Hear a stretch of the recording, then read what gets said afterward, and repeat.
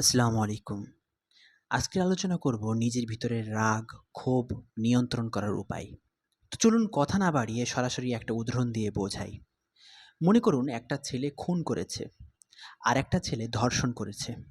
এখন যে ছেলেটা খুন করেছে সেটা অন্য কারো ছেলে। কিন্তু যে ছেলেটা ধর্ষণ করেছে সেটা আপনার ছেলে। এখন আপনি হলেন বিচারপতি। আপনার কাছে ২ টি ছেলেকে হাজির করা হয়েছে এবং বিচার করতে বলা হয়েছে। আপনি বিচার করে বললেন যে খুন করেছে তাকে ফাঁসি দেয়া হোক। আর যে ধর্ষণ করেছে তাকে ছেড়ে দেয়া হোক। মানে আপনার ছেলেকে ছেড়ে দেয়া হোক। এখন আপনি নিজের ছেলে বলে তাকে ছেড়ে দিয়েছেন।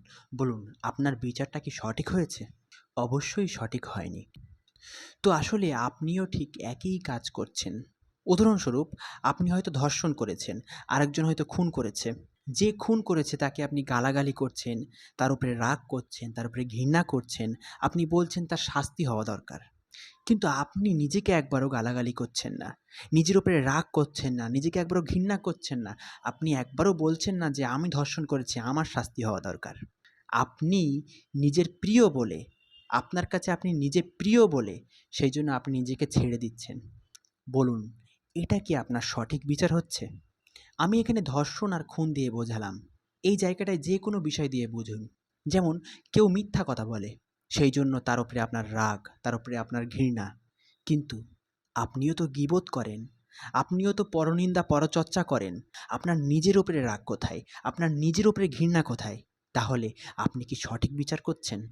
এখানে আপনার ছেলে ধর্ষণ করেছিল, তারপরেও আপনি আপনার ছেলেকে ছেড়ে দিয়েছিলেন। কেন? আপনার ছেলে আপনার প্রিয় বলে।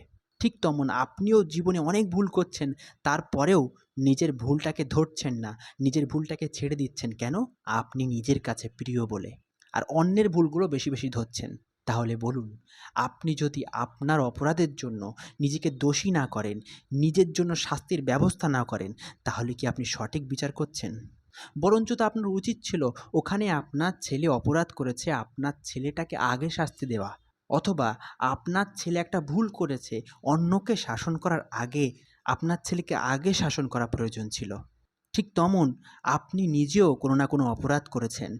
আপনি কোনো না কোনো অপরাধ করছেন। সেই জন্য অন্যের অপরাধ ধরার আগে, অন্যের অপরাধ নিয়ে তার উপরে ঘৃণা করার আগে নিজের অপরাধটা ধরা প্রয়োজন ছিল। নিজের অপরাধের জন্য নিজেকে ঘৃণা করা প্রয়োজন ছিল। আপনি নিজের ছেলেকে শাসন করতে পারবেন না, অন্যের ছেলেকে শাসন করতে যাবেন। এই অধিকার যেমন আপনার নেই, ঠিক তেমন আপনি অন্যায় করছেন, আপনি নিজের ওপরে রাগ দেখাতে পারবেন না, আপনি নিজের ওপরে ঘৃণা করতে পারবেন না। অন্যরা অন্যায় করছে, অন্যের ওপরে রাগ দেখাতে যাবেন, অন্যের ওপরে ঘৃণা করতে যাবেন, এই অধিকারও আপনার নেই। তো আমরা যদি সত্যিকারের ন্যায় বিচারক হয়ে থাকি, তাহলে অবশ্যই নিজের দোষ নিয়ে আমরা আগে চর্চা করব। অন্যকে দোষী করার আগে, অন্যের ভুল ধরার আগে নিজেকে দোষী করব, নিজের ভুল ধরব। দেখবেন আমরা যদি নিজের ভুলগুলো বেশি, বেশি দেখা শুরু করি, অন্যদের উপরে আমাদের রাগ কমে যাবে। আল্লাহ আমাদের সবাইকে বোঝার তৌফিক দান করুক। আমিন।